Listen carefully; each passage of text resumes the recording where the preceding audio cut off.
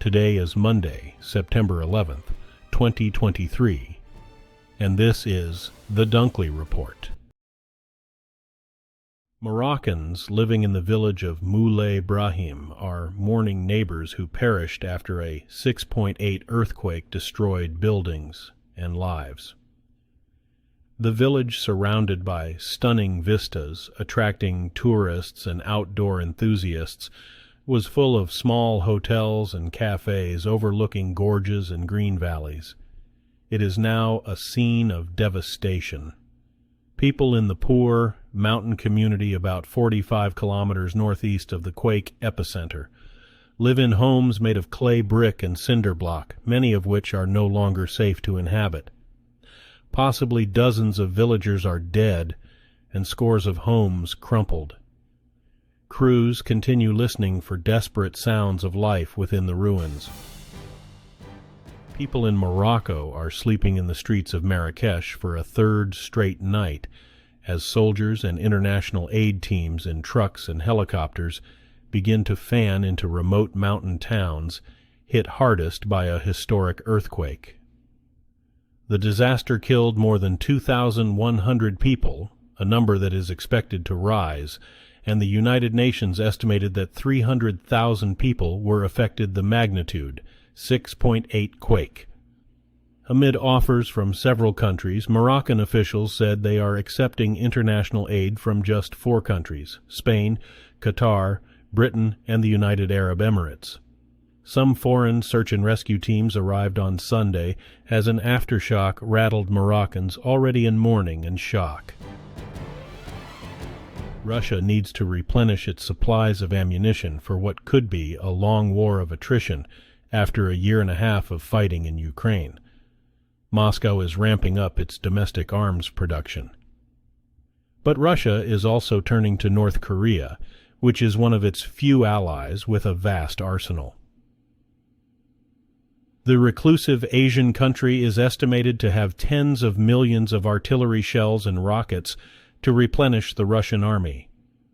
U.S. officials expect North Korean leader Kim Jong-un to visit Russia in the coming days to seal a possible deal on munitions transfer. That would be a remarkable reversal from the 1950 to 1953 Korean War, when the Soviet Union provided its neighbor with weapons and ammunition. 2 foreign aid workers have reportedly been killed in eastern Ukraine when Russian shelling hit a van carrying a team of 4 working with a Ukrainian NGO. The Road to Relief NGO identified one of the dead volunteers as Canadian Anthony Enot, while Spanish authorities said that 32-year-old Emma Igual had also been killed. Elsewhere, the head of Kyiv's military administration said over 24 drones launched by Russia were shot down early on Sunday, with debris scattering across the capital and wounding at least 1 person. Niger's new military leaders have accused France of amassing forces for a possible military intervention in the country following the coup in July. But French President Emmanuel Macron said Sunday that he would only take action at the demand of deposed Nigerian leader Mohamed Bazoum. Niger's junta spokesman said that France is also considering collaborating in such an intervention with the Economic Community of West African States. The spokesman said late Saturday on state television that France continues to deploy its forces in several ECOWAS countries as part of preparations for an aggression against Niger.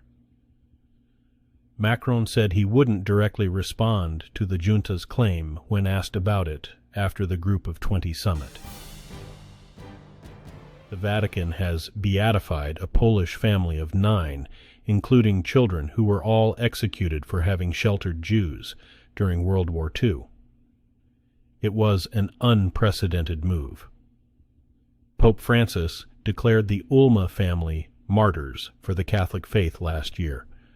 That paved the way for the beatification mass that took place Sunday in the village of Markawa. The Ulmas were killed there in 1944, together with the 8 Jews they were hiding at home. The Catholic Church faced a dilemma because the Ulma's unborn child had not been baptized. The Vatican's saint-making office issued a clarification last week, saying the child received baptism by blood and can be beatified. Afghanistan is now the world's fastest-growing maker of methamphetamine. That's according to a report published Sunday from the United Nations Office for Drugs and Crime. Afghanistan is a major opium producer and heroin source, even though the Taliban announced a crackdown on poppy crops after their takeover in 2021. The report says meth seizures in Afghanistan have shot up, suggesting increased production. A spokesperson for Afghanistan's Interior Ministry said there's a 4-year plan to end all narcotic activity, including meth. But that could be difficult, as meth in Afghanistan is mostly made from legally available substances or extracted from the ephedra plant, which grows in the wild. A 25-year-old foreign student has been arrested in Norway on suspicion of espionage, including illegal eavesdropping through various technical devices.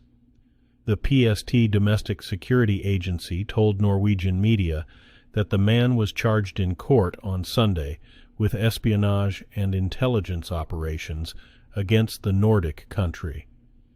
The man was arrested on Friday. His identity or nationality hasn't been disclosed. The man has pleaded not guilty in initial police questioning. Norwegian authorities haven't said which country the man was allegedly spying for. G20 leaders are paying their respects at a memorial site dedicated to Indian independence leader Mahatma Gandhi on the final day of this year's summit. Host: India ended the first day of the summit with diplomatic wins by adding the African Union as a new member and reaching agreements on a range of issues. It was also able to get the disparate group to sign off on a final statement, but only after softening language on the contentious issue of Russia's war in Ukraine. Western leaders have called the consensus a success and praised India's nimble balancing act. Voters in a southern Swiss region have rejected a plan to allow large solar parks on their sun-baked alpine mountainsides as part of the federal government's push to develop renewable energies. Sunday's referendum in the Valais canton centered on economic and environmental interests at a time of rising concerns about climate change. The canton wrote on its official website that 53.94% voted against the proposal. Not in my backyard style opposition to the plan over a presumed blight on bucolic Swiss mountain vistas had made for some unusual political allies in the Alpine country. A rejection does not torpedo solar parks entirely if the private sector wants to develop them. Today's news was reported by the Associated Press. This has been the World News for Monday, September 11th, 2023. Thanks again for joining us at The Dunkley Report.